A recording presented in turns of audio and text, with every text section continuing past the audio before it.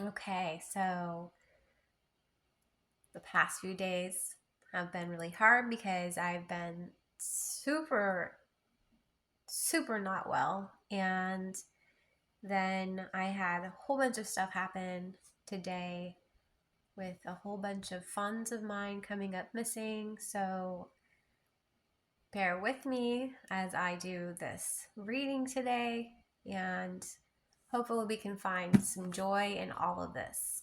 Well, I know I will, and I hope that you can too.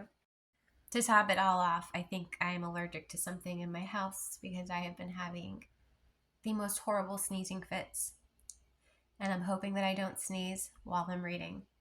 I just took some Benadryl. I'm pretty sure that will help. They are violent, so if I sneeze, the camera will probably fly. Here we go. Chapter 23. Sarah lived to be 127 years old. She died at Kiriath Arba, that is Hebron, in the land of Canaan. And Abraham went to mourn for Sarah and to weep over her. Then Abraham rose from beside his dead wife and spoke to the Hittites. He said, I am a foreigner and stranger among you. Sell me some property for a burial site here so I can bury my dead. The Hittites replied to Abraham, Sir, listen to us. You are a mighty prince among us. Bury your dead in the choicest of our tombs. None of us will refuse you his tomb for burying your dead. Then Abraham rose and bowed down before the people of the land, the Hittites. He said to them, If you are willing to let me bury my dead, then listen to me and intercede with Ephron and Zohar on my behalf, so he will sell me the cave of Macpeah, which belongs to him and is at the end of his field. Ask him to sell it to me for the full price as a burial site among you. Ephraim and the Hittite was sitting among his people, and he replied to Abraham in the hearing of all the Hittites who had come to the gate of his city. No, my lord, he said, listen to me. I give you the field, and I give you the cave that is in it. I give it to you in the presence of my people. Bury your dead. Again, Abraham bowed down before the people of the land, and he said to Ephron in their hearing, listen to me.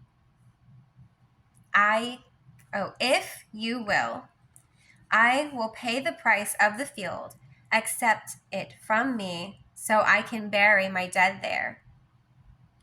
Ephraim answered Abraham, listen to me, my lord. The land is worth 400 shekels of silver. But what is that between you and me? Bury your dead. Abraham agreed to Ephron's terms and weighed out for him the price he had named in the hearing of the Hittites. 400 shekels of silver, according to the weight current among the merchants. So Ephraim's field in Machpelah, near Mamre, both the fields and the cave in it, and all the trees within the borders of the field, was deeded to Abraham as his property in the presence of the Hittites who had come to the gate of the city. Afterward, Abraham buried his wife, Sarah, in the cave in the field of Machpelah, near Mamre, which is at Hebron, in the land of Canaan. So the field and the cave in it were deeded to Abraham by the Hittites as a burial site. All right, so that is the end of 23. And what we have read in short is that Sarah has passed, she has died, and Abraham has bought not just a burial site, but an entire field, a cave, a tree, everything. He's bought land, like a vast amount of land for a fair price from the Hittites to call his own, for him to bury his wife. And that's just very sweet. And it's also, God's promise, because he did tell him he was going to give him, a lot of land, and he did tell him he was going to give him a son, and he did all these things. And a lot of times when God promises us something, it takes a really long time for it to happen. It very rarely happens like this. That's the thing that's not in the Bible, is time. It tells us how long somebody lived, but it doesn't tell us how long it is something comes to fruition. Quite often it can be generations before something comes true. But the point is to know that it always does. When God says he's going to do something, he does it without fail.